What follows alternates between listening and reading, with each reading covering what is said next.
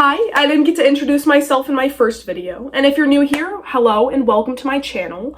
My name is Al. Some of you may know me from Improvisation Nation on Instagram, where I post some fun band content. I figured I would stretch my horizons and join the band world on YouTube here with my account called Saxophones and Things. I really hope you guys are interested in learning more about my instruments. I have a wide variety, mostly saxophones. And yeah, I really love my instruments, so I hope you enjoy learning about them just as much as I enjoyed making this video. Starting off here with my $45 flute. As you can see, it is a very fun case with this nice little Selmer emblem on it. One has a little star design on it, which you'll see is different from my alto later in the video. It has this little Selmer engravement, which I think is really cool. And it also features this very bulky case, which is not your average flute case. Opening up, we can see that this has a nice blue interior to it. The flute itself is not actually a Selmer. You can see here, this flute is actually an Artley, which is an older flute brand. The flute itself is not actually in bad condition, despite a few dents and some spring action issues. Alright, here is my soprano. It's a Chateau, and it has this extra space up here for holding stuff. I think the only thing I really have in here is some clarinet reeds, and yeah, I guess just some clarinet reeds are in here. Alright, so opening it up, you can see this one has a brown interior, and of course it comes with a curved neck and a straight neck. This, fun fact, this straight neck is actually not mine, it's from a different soprano. You can kind of tell by the different color of the necks. Now, looking at the actual soprano itself, this is the only one of my instruments I actually bought new, and it is in pristine condition. One of my favorite parts about this soprano is actually the engravings that go all the way down the horn and also around the bell.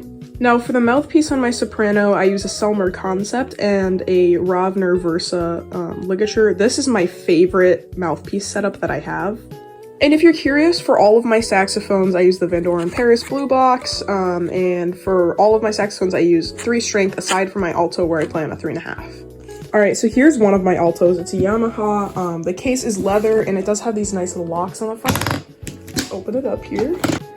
So the inside has this nice red interior, a lot of storage space, a place for the neck, and a place for the mouthpiece. Now, looking at the actual horn, you can see it is very, very pretty. I love this alto. So this here is a custom EX. You can see it has some wear, but it's in pretty good shape. All of the pads are very, very nice. I play a Selmer S90 on this mouthpiece with a Ravner ligature. And of course, I use the Neotech neck strap.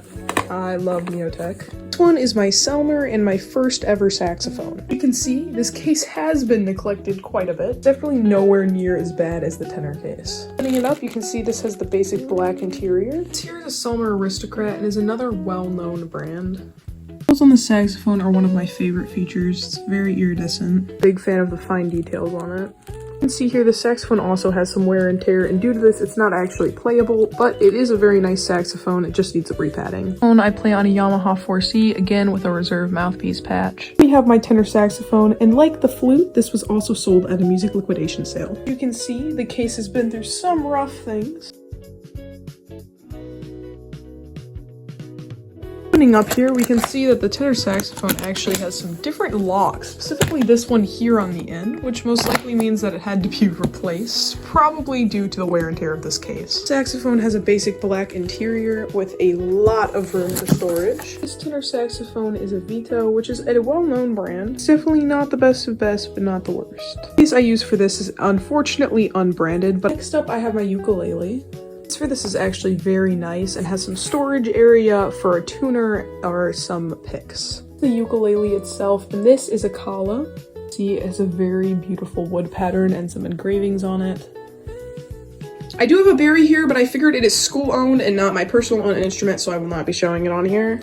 And for fun, here's my music stand. I love it. I love decorating my music stand with all this fun stuff on here, especially for when I have lessons in the future, and can use this for my students. That way they can find something fun to look at. Alright, so that is all of my instruments. I hope you enjoyed the video, and if you have any content recommendations or questions, please feel free to put those below in the comments.